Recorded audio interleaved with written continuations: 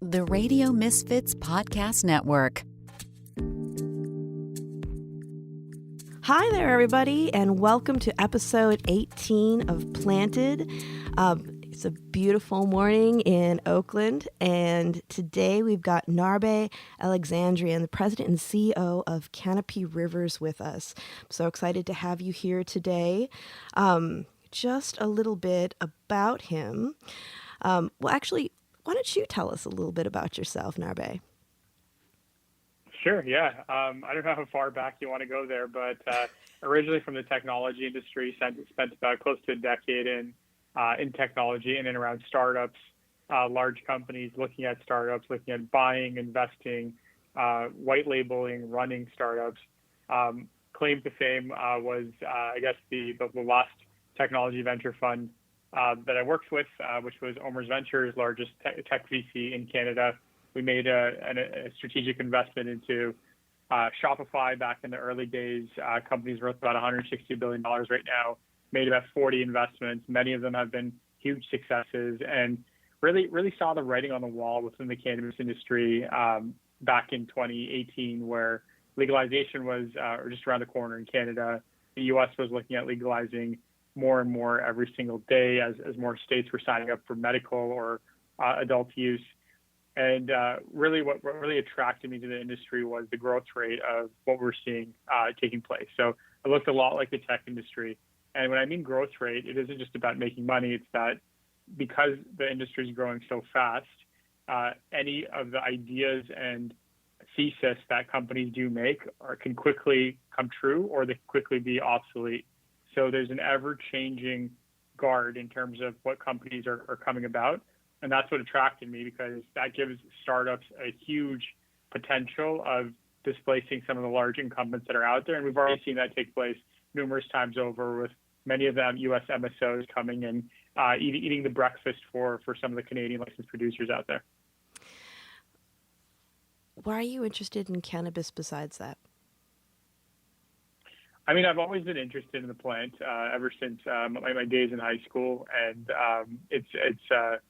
I've never used it for medical purposes per se, but for recreational purposes, I've used it many times over. And I think it's if I could really drill down that question into why I like the sector so much, it's that I think it's a fantastic investment for society.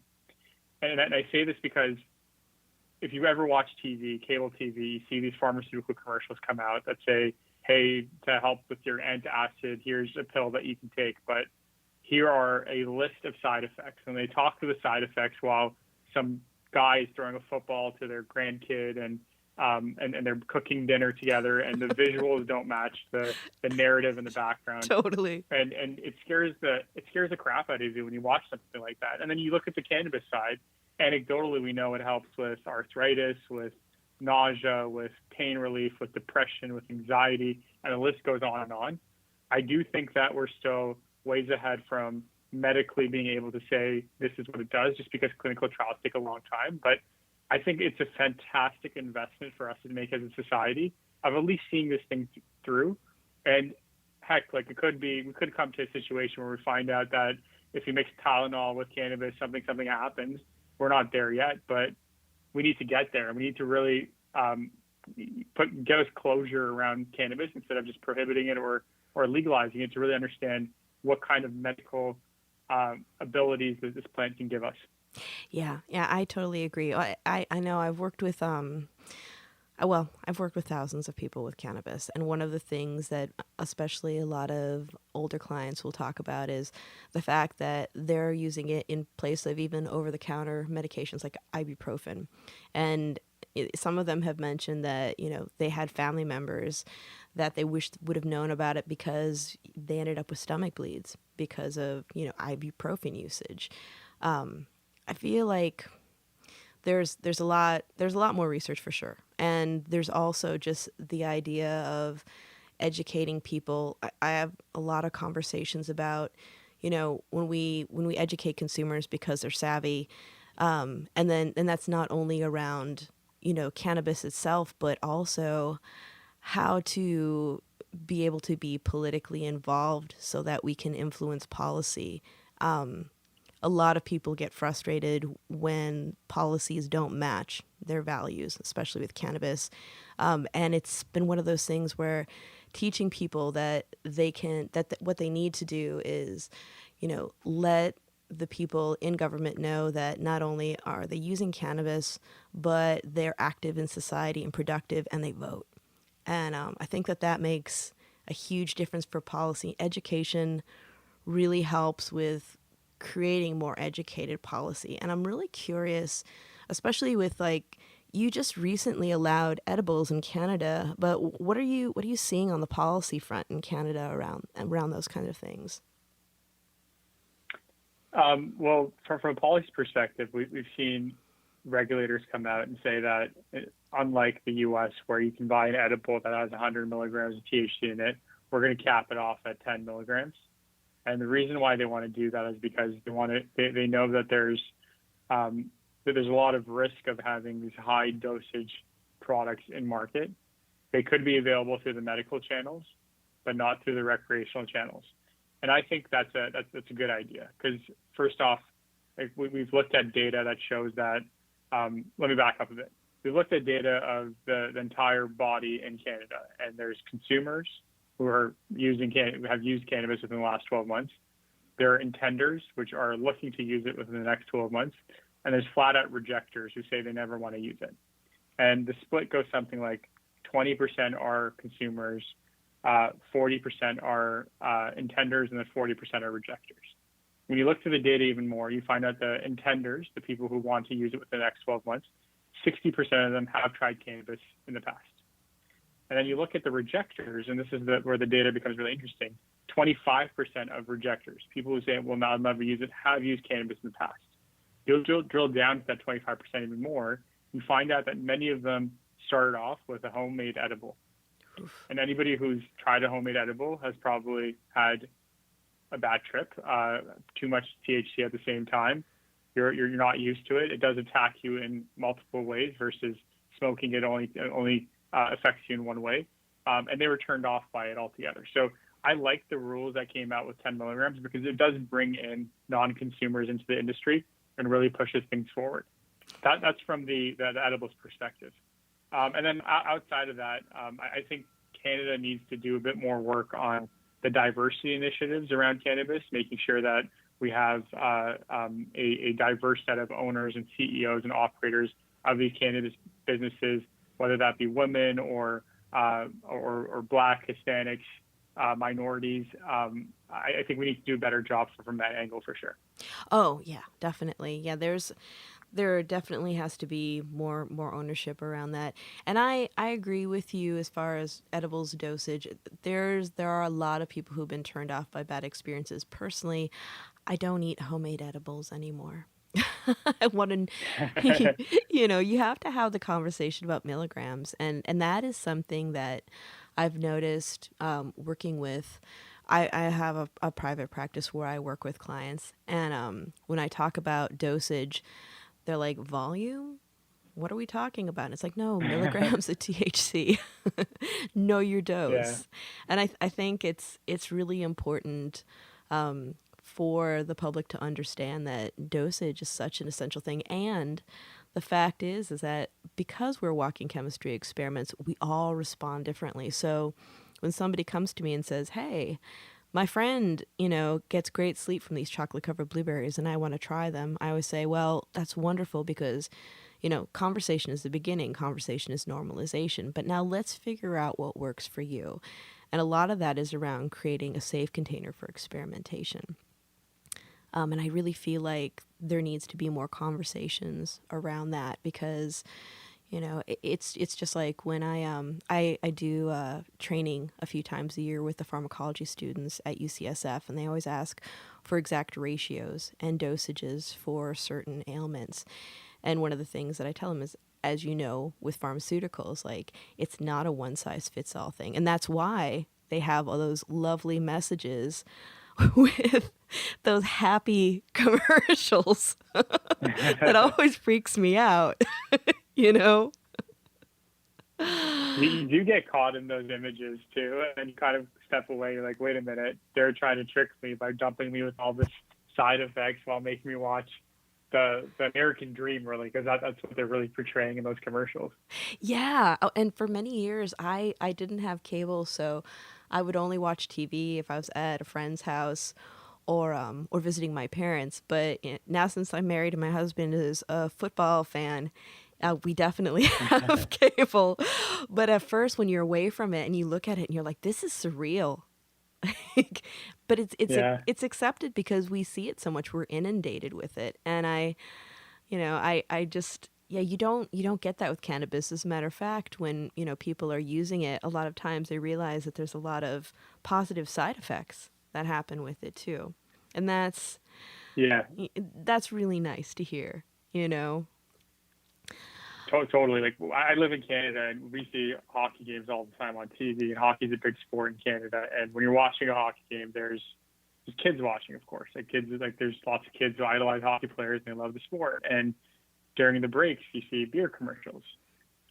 During the game itself, on the banners, you see beer advertisements. So that frustrates me as well, because why does cannabis have such a difficulty in marketing and advertising within Canada or even the U.S. as well, while you have these liquor companies who are able to do whatever they want? And from everything that I've known, like, nobody smokes cannabis or ingests cannabis and becomes violent, and instead they'd probably fall asleep. And I think we're a ways away from the stigma fully being off and being treated similarly to alcohol. I think right now cannabis is more so closely looked at as a vice, as similar to tobacco, and I think it's going to take some time.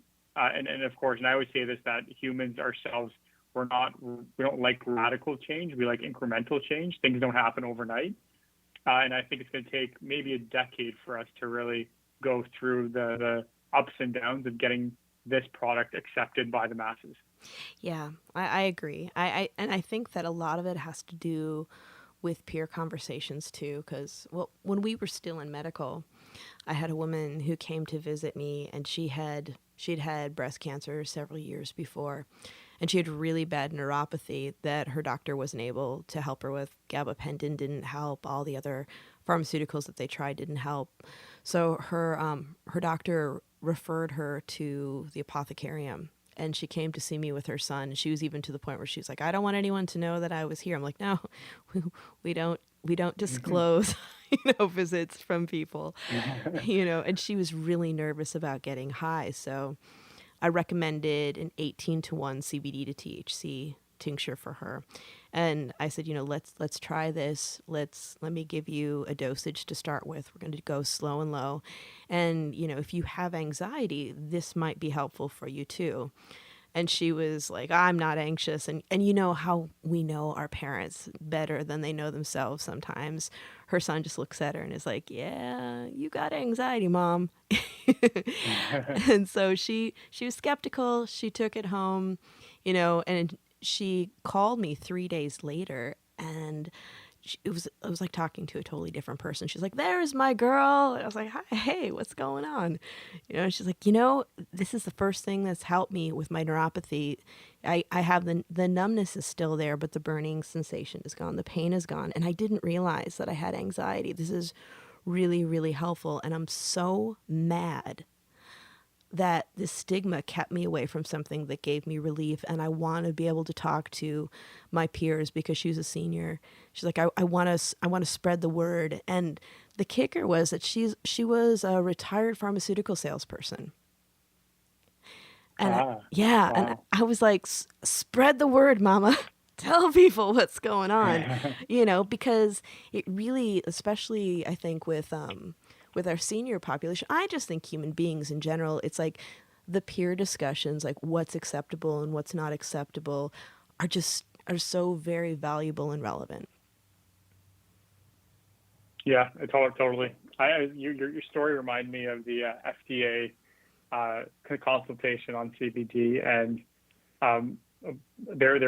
people were coming up and talking about how CBD affects the human body. These are doctors, these are sociologists, just different walks of life, just to talk about from its entirety how this how this cannabinoid is going to affect the human body physically, mentally, et cetera, et cetera. And one of the doctors came up and said, "Oh yeah, one of the side effects that we saw with CBD is feel good." And the FDA says the person at the FDA was like, "Can we take a step back? Like, what does that mean?" And the doctor said, "Well, we've anecdotally, through our research, we've seen that people who've tried CBD generally say that they feel good afterwards, and they just have this general sense of well-being and things are going to be okay and everything's going to work out." And I thought that was such a strong message coming from a doctor in an FDA setting.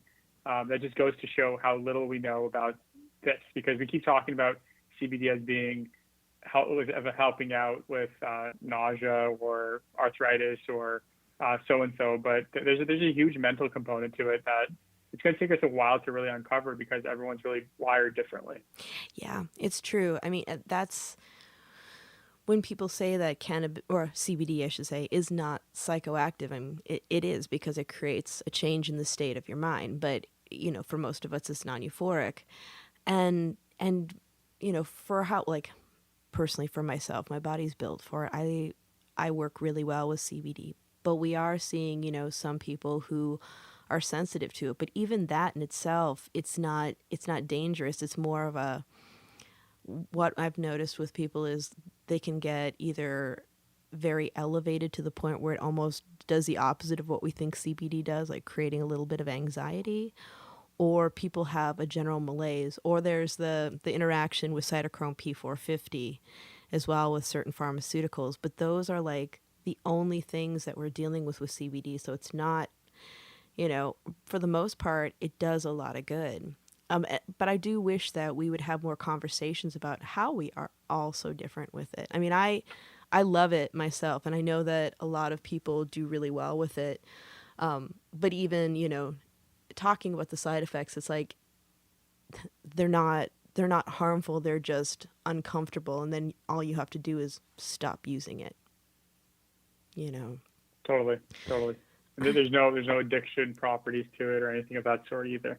No, and that's one of the things that, we hear a lot about is that actually, a lot of people are able to forego medications, of course, working with their doctor, in lieu of using cannabis. And I would really love to see a study on how many people actually either lower or forgo drinking alcohol using cannabis, because I get a lot of reports back of people saying, I'm not even drinking anymore because, as human beings, we're constantly subconsciously striving for homeostasis, and some of us kind of jump the shark. We're a little off. We use more than we need, but using cannabis in lieu of it is just, it's just so much. People, I can see, like, in people's faces and their bodies, how much it changes things when you're not. And I love wine. I mean, when we're not in COVID times, we do wine tasting and things like that. So I'm not anti-alcohol per se, but I think that, regular usage is really impactful on the body. Mm-hmm. Absolutely. Yeah. And then there's also just like, and I think that with going into just like the market itself, I think that's also the reason that beverages are becoming more popular, because when people are social and there are cocktails, it's nice to have something that you can partake in that's similar to what other people are using. And with beverages being faster acting and having kind of a nice uplifting effect that doesn't last as long as an edible, it's easy to see why those are becoming more popular, because we are such social beings as humans. And I was actually wondering, are you seeing any drinkables on the Canadian market now or in the future? Yeah, it's actually the fastest growing segment within the Canadian market. So Canada's a bit different because it's legalized, in the sense that you have companies like Molson Coors, huge alcohol company, Constellation, huge alcohol company, getting into the field. Mm-hmm. And they've used their understanding of consumers in order to develop beverages for those consumers. And these beverages, there's a lot of skeptics on it because people were looking at beverages similarly to how they were developed and marketed into the U.S. And outside of maybe a handful of companies that have successfully created beverages in the U.S. market, the rest of the beverages were very sugary, high sugar, very sweet. tasted more like cola because they were trying to mask the taste of the bitterness of the cannabinoids. Mm-hmm. But then you come to the Canadian market, and there's a lot of seltzers out there, drinks that don't even taste like anything, and get you the same type of feeling. They're faster acting. The offset is quick too, so it mimics a lot of the properties that we see in beer. And this is one of the fastest growing segments within the cannabis sector today. So between beverages and value brands, which I can go through, those are the two areas that we're really keen on. And then when we look south of the border, because we do make investments all over the world, and I live in Canada, but I do look at Canada and U.S. as my main areas of investment. We see companies like CANN, CANN, doing a great job of both creating a drink, marketing the drink, and really pushing the beverage category forward. Yeah, and they just had an announcement about their celebrity investors, which is really impactful.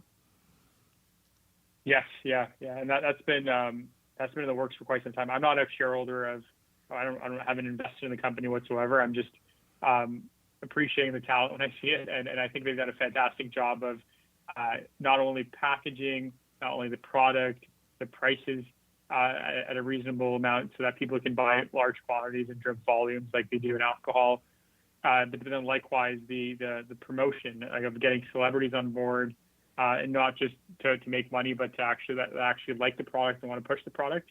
I think that's a very powerful statement for a cannabis company today. Yeah, I agree. And going back to brands, you said you could mention some brands. I'd love to hear that.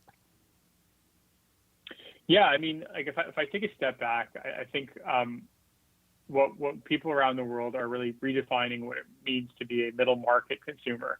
So many people think middle market is those that aren't buying cheap or aren't buying luxury products, but the true definition of that is different. What we're seeing today is that middle market consumers, are purchasing a mix of upscale and downscale products and services. So they don't want mediocre products, but they want to pick and choose products from both ends of the price range, depending on quality or value. So this is kind of like the new movement that I've really been following for quite some time now. So these are individuals, annual incomes of anywhere from 50 to 150,000, and they trade up for premium goods in some categories, clothing, and then they trend down or trade down in other categories as well, so just cannabis. So what we're seeing in the market today, both in Canada and the U.S., is this incredible push towards value brand in the flower segment. So this is what I characterize as being 20% plus THC dry flower at a cost of under $5 a gram. And we've seen this. We've seen tremendous growth in Canada with brands such as Original Stash or TWD, which is Canopy Growth's brand, and that segment has grown from 6% to about 30% between December of 2019 to September of 2020. So in 9 months, we've gone from 6% to 30% of the entire dry flower category. When I look at the U.S. and I look at brands like Old Pal, I think Old Pal has done a tremendous job of just really owning the value segment. And the value segment, the benefit of it is that it just really brings people into the category. If you're a brand new flower user, you're likely not going to go for the $15, $20 a gram high-end premium cannabis. That's kind of meant for a niche of consumers who are looking for a very different feeling than the mass market. I think the emergence of value brands does two things. One is, as I mentioned, it brings new customers to the table. But secondly, it moves people away from the illicit market because you start offering a quality product at a price that you just can't compete with because of the risk-adjusted cost of buying something on the illicit market. Yeah, that's definitely, it's been something that when we're having conversations in committee about pricing, that's come up as far as, we do in California, we have a very rich illicit market. And, and it's one of the things with all the overtaxation. We're actually Tomorrow in our San Francisco Cannabis Oversight Committee, we're going to be discussing the fact that San Francisco is going to delay their gross receipts tax for another year. And we're looking at actually raising the ceiling on when that taxation is going to occur so that we can give support to especially, equity companies starting out, that they're not getting taxed out of business, because it's extraordinarily expensive to do business in California, and especially in the San Francisco Bay Area with our crazy, crazy real estate, on top of excise, sales, cultivation tax, and just like local taxation. Like San Francisco doesn't have a cannabis tax per se, but Berkeley and Oakland sure do. And in some counties, it gets up to as high as 40% taxes all told, which is passed on to the consumer. And when you're looking at people who are in, especially people who are lower income that are looking to have access, they're going to the traditional illicit market, which, as we know, is not, tested. There can be so many things that happen with that. And the mishaps that we have had with cannabis have been primarily in the illicit market due to adulterants in the products, or as we saw with Cartridge Gate with the heavy metals and what they were adding to it, that of course they weren't in legitimate dispensaries because it would have shown up in the testing. I also, as far as brands go, I'm wondering, as we've started to get into legalization, we've seen a lot of luxury brands, and some of them are more about the window dressing than the actual product. And I think consumers are getting smarter about that. But I also wonder, when you were mentioning THC levels, 20% or greater, as we're starting to talk more about that, because I have to say that I've had some really high THC percentages in flowers where I haven't felt those effects that one would think. And then I've had lower percentages, like say 13% THC, but there's been a really interesting terpene profile. So, it's felt much stronger than I would have thought it was. And I'm wondering if you're seeing more conversations around the synergy between terpenes and cannabinoids and what that really means, because there's a lot of hype around THC percentages, but I don't think that's actually, I know it's not the end all be all, and I'd be interested to hear your thoughts on that. I definitely agree with you that THC isn't the end all be all, and I do fully agree that it is flawed. I even think the indica and sativa breakdown is flawed too, because if you look at the genealogy of the plants, and indica and sativa, they're not that different from one another, and it's very hard to differentiate one another, especially because they've been bred so many different times over centuries and centuries. So the THC piece, it is a heuristic, or people call it a rule of thumb, but of trying to figure out how the effect is going to be on you. And it's not necessarily a rock solid calculation of how that's going to happen. I do agree with you that there's way more than THC, and it's a very flawed mechanism that we use. We don't look at the other cannabinoids or the terpene profile and how all of those interplay with one another, what we call the entourage effect. Instead, we just look at one percentage and we dictate what that's going to do to us. Do I think that we're going to go down a path where we're going to understand the different reactions between the different terpenes and cannabinoids? Some people are going to care about that a lot. And similar to the wine industry, which you brought up, where tannins are a big deal, and the way wine tastes is a big deal for some niche wine lovers, the mass majority of people think that the difference between a Cabernet and a Merlot is there's none. It's red wine is red wine. And the difference to them, it comes down to brand. And I think that's what we can't really expect the consumer to educate themselves enough to understand the terroir, or the what goes into a certain flower. Of these are the cannabinoids, and these are the terpenes, and this is how the THC percentage is, and this is the CBD percentage, et cetera, et cetera. I think what is easier and less friction for us to really get through is creating a brand where a consumer tries it out, they get their intended effect, and they know that every single time that they go and try that same brand, the same SKU, that they're going to get that same feeling. Mm-hmm. And we don't really see that in the cannabis industry en masse yet. At Canopy Rivers, we've had the luxury of hearing pitches from 2,200 companies across the world, and these are entrepreneurs, 4,000 to 4,500 entrepreneurs, sitting down and walking us through what they believe the cannabis industry will look like. And we've seen a lot of brands through that process. I think it was about 600 or 700 of them that we've seen up to date, and many of them don't really understand that piece yet of how important it is to create a stable product that consumers can come back to over and over and over again, and over a period of time, that's how you create brand equity and brand affinity. And the companies that really engage us in terms of getting us interested and getting us want to follow up with them and potentially make an investment in them are the ones that have this crazy amount of consumer obsession. Like, they know everything about their customer. They know where else they shop. They know what else they buy. They know what they like, what they don't like. They ask them all the time, how did you feel? Can you give us your true feedback? Don't worry if it's negative. We're going to fix this. We're going to tweak that. We're going to look at that. And they just really dig deep on the consumer side. And those are the ones that we've seen probably some of the most success, and depends on geography as well.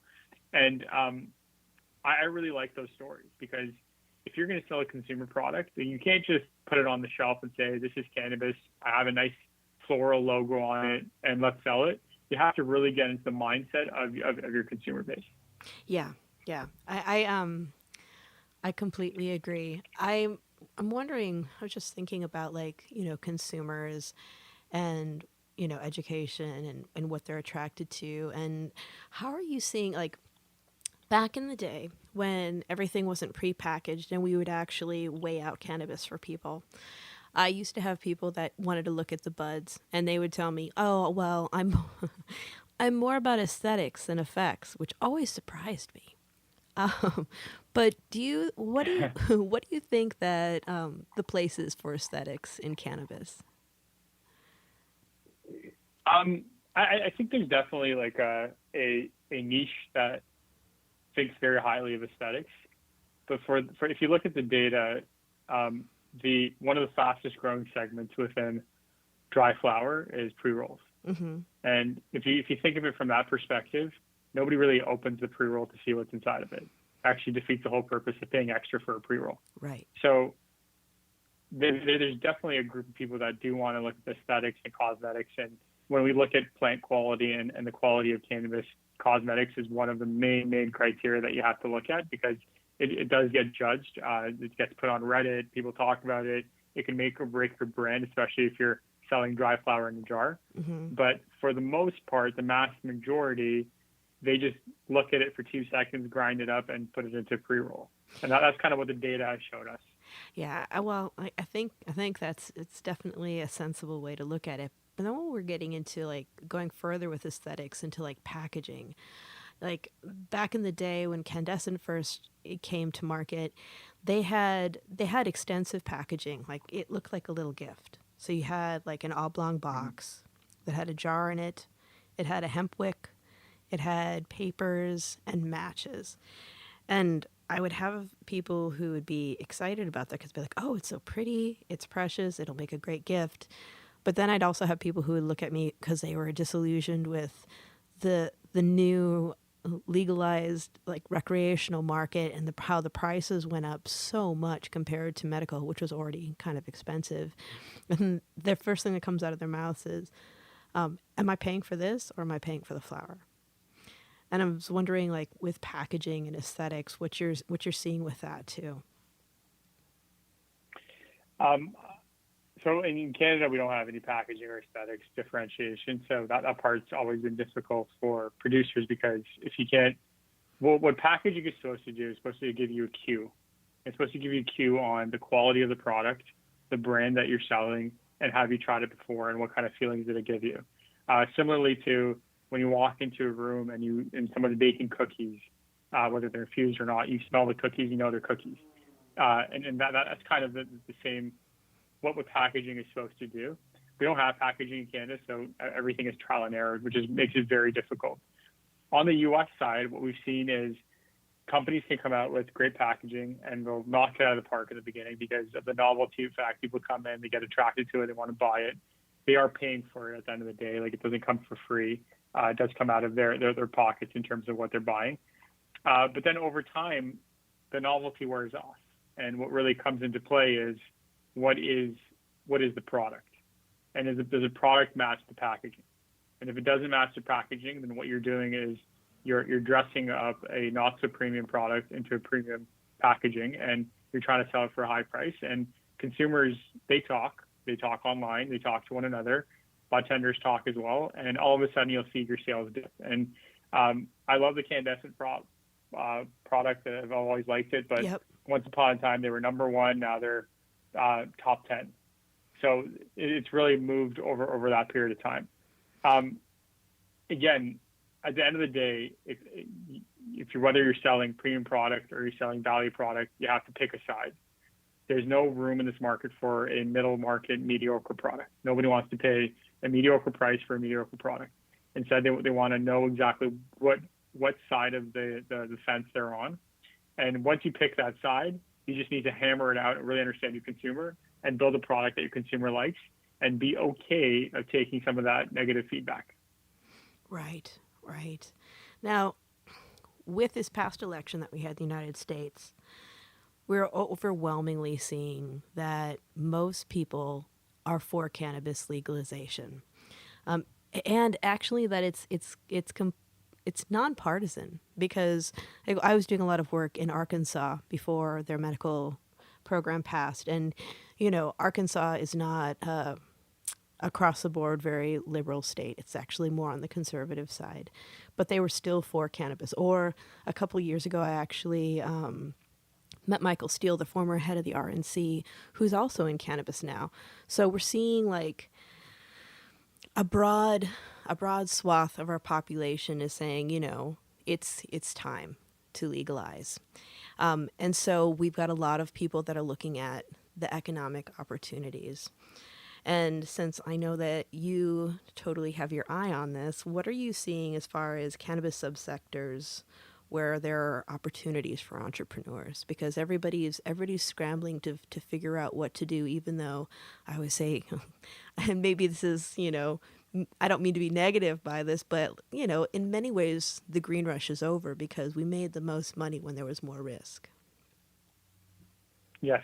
I still think there's opportunity for making money. Like, this industry is growing by, in Canada, it's 8 to 9% per month. In the US, it's over 10% per month. This is an exponential growth opportunity. So even for those entrepreneurs listening right now and thinking that, should I get in, should I not? There's never been a better time to be an entrepreneur in the cannabis industry than it is right now. And you get in before federal legalization comes, because it is going to come. I think it's inevitable that'll take place. Question is, how long is that going to be? Is it going to be in Biden's first term? Is it going to be potentially in his second term? But it is coming. And if you kind of take those as kind of the general ground rules, and you think of what's coming up next, then you have to really look at the value chain of the industry. And when I say value chain, I'm talking about cultivation, extraction, brands, medical, veterinary, retail, all the way through to the consumer. And when you take a look at it from a value chain perspective, what you really do find is that there's a number of segments that are kind of fit all the bill of everything you want to look for in an investment. They are going to get large enough. They haven't been penetrated hard enough. They are going to be disruptive within the industry. They have the potential of a 10x. And these are the four categories that we're really bullish on at Canopy Rivers. And the first one is brand, which we've talked about for the majority of this episode. The second piece is plant science. So up to this point, everything that we know about cannabis cultivation comes from the illicit market, and the very few research projects that we've done on actual understanding of the genealogy or the genetics of this plant. And we're now only starting to see these large agricultural companies, the Bayers and the Cortevas and the Syngentas, really stepping in and saying, all right, well, we know how to create tobacco as a bulletproof product. We know how to create corn and soy as bulletproof crops as well. Let's find a way to bulletproof cannabis so that you can grow cannabis in Ontario, or you can grow cannabis in Arkansas, or you can grow cannabis in Texas, and it's all going to be the same because these genetics cannot be fooled. And that's one of the areas we're really interested in, because nobody's really touched this plant, nobody's really looked at this plant. And I'm not talking about genetically modifying it. I'm just saying let's understand the qualities and the traits that this plant has, and find ways to make it more pest resistant, so you don't have to use pesticides. Make it more yield more, make it create more oil, so you have higher THC and CBD levels, so you get more bang for your buck. And that's a whole sector that we're really interested in. And we made a couple of investments there with Bayer and Dow DuPont Pioneers division, and then AgTech division. And then the second piece, the third area we're really interested in. So there's brand, plant science. The third one would be biosynthetics. This is the ability to create synthetic cannabinoids, so CBD, THC, CBG, CBN, etc., through programming a biological organism, yeast, bacteria, to understand how to create these cannabinoids. And then what you do is you use natural solvents to kill off the rest of the bioorganism, and what you're left is with pure cannabinoids. And this is how the pharmaceutical industry operates at this point in time. So take a drug like aspirin, great for headaches. Aspirin was founded off of the bark of, I think it was a willow tree, but you don't see any cultivation for willow trees all around the world in order to create aspirin. Instead, the molecule is developed within a lab, and we're going to see that in the cannabis space. And our thesis is you're probably not going to see that as much on the THC and CBD side because the plant readily creates that, but you're going to see a lot of that come for the other 98 plus cannabinoids that we don't know that much of, that we know the plant doesn't create as much quantity of that or as much volume of that regularly. So that's an area that we're also interested in. And the last piece of what I think is going to continue to pop is the technology sector. So we've made investments in companies like LeafLink and Headset, and there's a number of them out there as well. We think Dutchy is fantastic for what they do, and we have a strategic relationship with them as well. And these are technology companies that are taking away a lot of the fragmentation that exists in the market today. So when you look at the U.S. cannabis market, there are about 90 new cannabis products entering the U.S. market per week. And for any retailer out there, and a lot of retailers are owned, are single store operators or two store operators, there's a large number of different parties that these brands need to talk to. And all these stores that are mom and pop shops all have to talk to a large number of brands. So a company like LeafLink comes in and they really clean that up and say, let's make a technology platform that both these parties can talk to. Up to this point, we haven't seen large-scale Silicon Valley VCs invest in the cannabis space, but I predict that potentially by March of 2021, we're going to see a whole wave of technology VCs really look at the space, and we're really bullish about that, the scaling capabilities of these companies.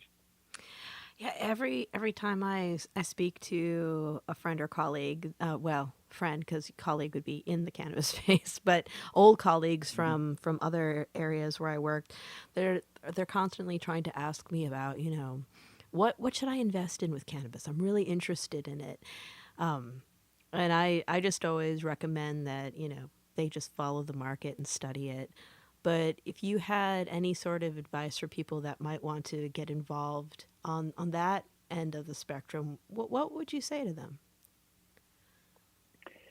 If you're coming in cold into the cannabis industry, I'd say you got to do a lot of research first before you put in a dollar into a specific company. One of the things that we really focus in on is the operator. And I think that's really important. So we do a lot of research on understanding the entrepreneur, the management team, the executive team, and how they think of the future and how they work with one another and what they've done up to this point in terms of traction. At the end of the day, I think it was Thomas Jefferson or Thomas Edison, I forget which one it was, but someone said that success is 99% perspiration and 1% inspiration. And it's not the idea that you need to buy into, it's the execution of that idea that you need to buy into. It's easy for someone to say, this is my idea, this is what I want to do in the industry. It's very hard for them to actually do it.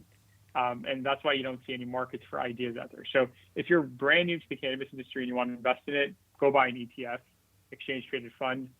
you get diversification amongst all the companies. If you want to go deeper and deeper into the industry, the main point they really have to dig into is the management team and how much do you believe in their ability to succeed and to execute, because that's what it really comes down to. Mm-hmm, mm-hmm. And you mentioned some of the things that attract you to a potential investment, but are there other aspects in the different models of cannabis businesses that really catch your eye?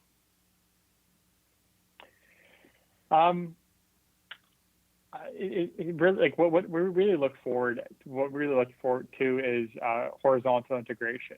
So the analogy I like to use is the technology industry. And if we go back to the early 2000s and you were a company that was creating pet foods online and you're creating an e-commerce platform for pet food, so people could come into the website and buy pet food, you would have to do everything yourself. You'd have to build the website from scratch using HTML. You'd have to build your own payment platform so that you could accept payment from credit cards and other accounts. You'd have to create your own marketing software in order to make sure that every customer that comes in, your login, what IP address there is, and how they react to the website, so that you can follow up with them with advertisements. You have to build your own entire advertisement channel. You'd also have to house all that data internally. So half of your building would be servers that would be running that data and making sure that as many customers as come onto the website, your website wouldn't crash and give them a bad experience. We don't have that anymore in the technology industry. Instead, we have service providers. We have Shopify to do your e-commerce. We have PayPal to do your payment processing. We have GoDaddy or Wix to do your domain and your website development. We have turnkey solutions for all of these. In the cannabis industry, we're slowly seeing that take place, and that's the thesis that we've really went forward with, is that the days of one company trying to do everything themselves, from cultivation to extraction to CPG to medical to veterinary to owning the retail, is gone. And if you're looking at a cannabis company and really trying to assess it, really dig deep on, say, what are the 1 to 3 things that this company does very, very, very well? And are they focusing on that, or are they consistently looking at what grass is greener on what side of the street and trying to be everything to everyone? And that kind of focus, and you've seen that with Trulieve in Florida, and you've seen that with Lowell and Co. in California. That kind of focus of, this is my bread and butter, and this is what I'm going to focus in on, has blueprints of success written all over it. Now, whether they execute on that or not is what you really have to do diligence on. But if they're not focused and specialized in doing what they want to do, they're going to get outmaneuvered by another competitor very easily that's passionate and focused on that segment of the value chain. That's some really good advice. Getting a little micro on you. Craft cultivators. So we used to have a lot of small cultivators in California. And with legalization, it became very difficult for some of them to survive.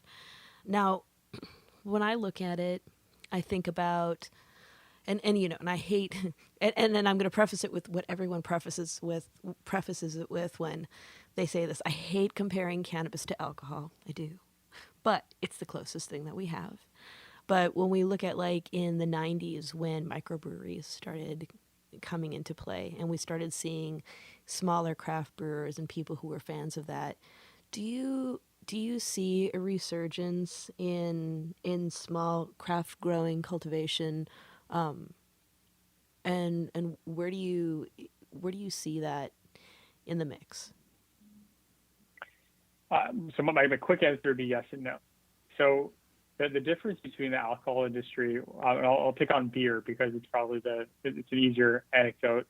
The beer industry and the cannabis industry is that if I were to take the top 10 beer brands and I was to list them out, most people who are beer drinkers would say that they've tried 7, 8, 10 of them. So that would be like Corona and Budweiser and Coors and all these names that we mentioned. People are probably like, yeah, I've tried them once upon a time. And once you've gone through those mass market brands is when you start appreciating craft brands, because they do it differently than what these mass market brands do. I don't think the cannabis industry is at a point in time right now where we've tried all the major brands. Like, I'm looking at California right now, and between Lowell and Sublime and Jeter and Candescent and Dimebag and Nug and Ganja Gold, Pure Beauty, Pacific Stone, Pacific Reserve is the top 10 brands within the market today. I don't think anybody has tried more than 2 of them, really, from a mass market perspective. So until we go through that, the trial and error of these large mass market brands, understanding what we want, we won't appreciate the craft cannabis sector yet. Now, craft cannabis has its own niche following, which are hardcore flower users that really understand the plant, the ones that we mentioned before that really look at cosmetic appeal. And we're just not there yet. But that was my no side of that answer. My yes side of that answer is that what craft cannabis producers can do is provide some variety for these large brands. So if I'm like a Lowell and Herb and I put the same product on the shelf over and over again, I've created a stable following. Well, maybe it's the holiday season and I want to put something out there that's festive. It's a limited time edition. It's a different taste. Same brand, but different flavor. You can't always get this. You should try this out before it gets sold out. Budtenders know it's going to get sold out very quickly as well.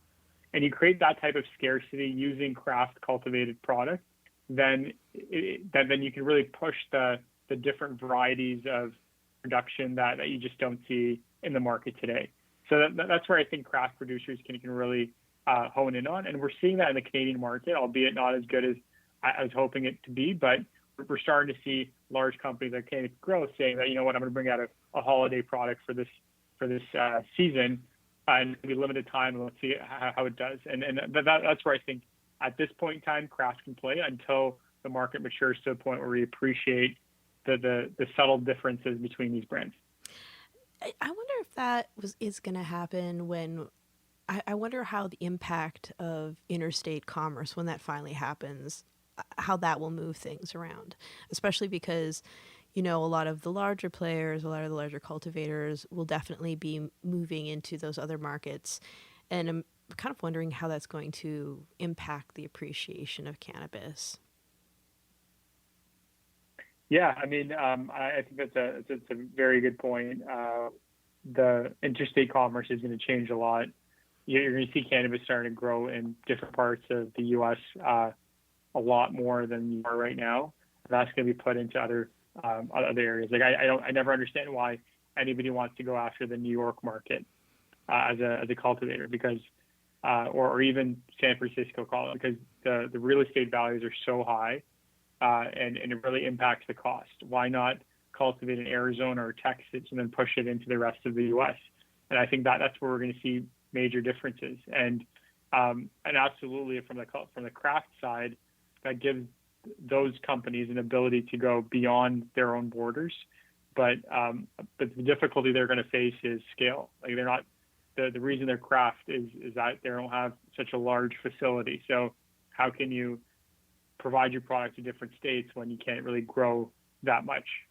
You're constrained by the 4 walls around you. Right. That's like when I go back to Michigan and I get my Bell's microbrew. Like everyone from Michigan, when you go home to visit, and they're like, "Did you bring any Bells back?" Because we don't get that over here. But I think in some ways it's like it makes it more precious and more special when it is that limited. I know I enjoy it, but then I tend to have like I like to be a connoisseur of things. Like I like to nerd out on that kind of stuff. What else do you want to talk about today? Because I've just bombarded you with so many questions, and it's been wonderful and fascinating to have you on the podcast. Yeah, I really appreciate that. I mean, like, I love having conversation. We've had a great one here in terms of talking about how we see the market, how things are playing out. And a big part of what I like to really focus on these days is the diversity initiative. And I think we're doing a better job day by day, but I think we need to do more in terms of making sure the underrepresented groups within society have the ability to and the chance and the opportunity and the privilege to start their own companies and have those companies succeed. So I've really been honing deep on whenever we're looking at companies to really understand who's operating them. Is there an ability to create more of a diverse set of management or owners within the company? whether that be women or minority groups. And I think that's something that we don't talk about as much today. And if you look at all the people that have helped us get to where we are today with states legalizing cannabis for adult use and medical use, and having cannabis on the agenda for federal legalization, we need to really look at those underrepresented groups within our industry today and give them kudos and give them a chance to play within this field because they're the ones that have really been pushing us towards legalization in the first place. Yeah, I agree. I agree that there should be more opportunities, and it's in many ways a form of restorative justice because, as we know, Black and Brown communities were impacted the most by the war on drugs. And speaking of that, in Canada, what's going on as far as, like, I know here in California, we've been doing expungements and, really trying to help people get sentencing off of their records. Is anything like that happening in Canada? Not as much as you want it to be. I mean, there's always been talk. There was a number of waves of movement there as well, but it's still not where you want it to be.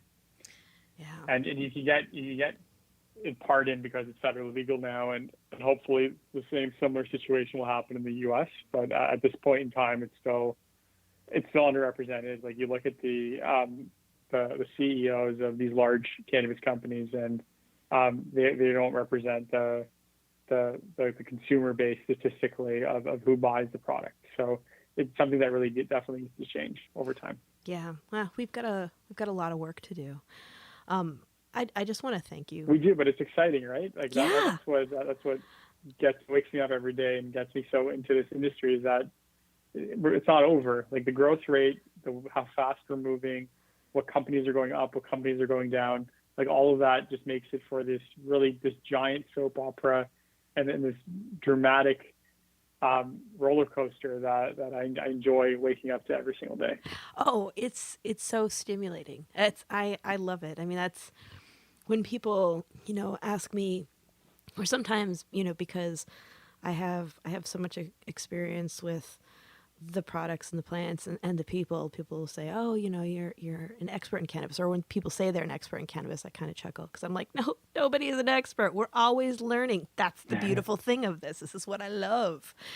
We're constantly stimulated. So if you're a person who likes to consistently learn and dig in and be busy, this industry is an excellent opportunity to do that. Absolutely. Yeah. We're getting close up onto an hour, and I could talk so much more with you. I would love to have you on again if you'd be down for that. Yeah, absolutely. Would love to do that. Yeah, and for our listeners who want to be able to follow Canopy Rivers and you and just kind of see what's going on, how can they reach you online? So you can go to canopyrivers.com, www.canopyrivers.com, and you can take a look at our portfolio, at our thought pieces, on how we see this industry progressing, on what we're doing to take things forward. You can also follow us on Instagram at Canopy Rivers Inc., as well as on Twitter, which is again at Canopy Rivers Inc., and keep track of everything that's going on within our portfolio, within our thought leadership, and our pieces on the thesis of how we see this giant industry, but yet consistently blooming industry moving forward. Oh, Narbé, thank you so much. Everybody, this is Narbé Alexandrian, President CEO of Canopy Rivers. Great episode. So excited to be able to nerd out with you. For our listeners, if you want to check us out on social media, on Instagram, we're Planted with Sara. We're also Planted with Sara on Facebook and Twitter. For our website, it's www.plantedwithsara.com. And of course, we can be listened to on our parent network, Radio Misfits Network, Amazon, Google, Apple, Stitcher, Pandora, and Spotify. So stay tuned. As I mentioned in our last episode, we are going to 2 episodes a month. We have an exciting new episode in December with a special guest, so check it out. And until we meet again, be safe, be good to each other. It's a crazy world out there, and we will see you next time. Take care.